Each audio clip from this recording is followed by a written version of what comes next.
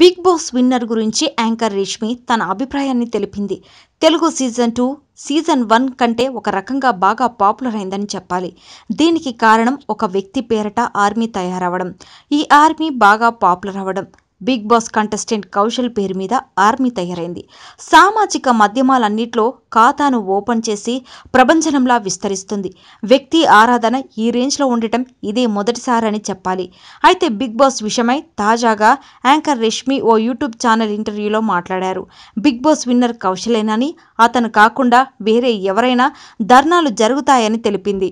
అందులో చాలా మంది నాకు తెలిసిన వాళ్ళున్నారు. నందిని రాయ్, కౌశల్, గీత వీళ్ళతో నాకు ఇంతకు ముందే ఇంట్రడక్షన్ జరిగింది.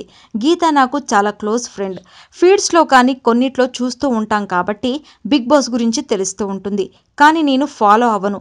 అసలు బిగ్ బాస్ ఫాలో అవ్వాల్సిన అవసరం లేదు. ఇక్కడ ఏదైనా జరిగిందో లేదో వెంటనే ఇన్స్టాగ్రామ్లో, ట్విట్టర్లో వచ్చేస్తూ ఉంటుంది.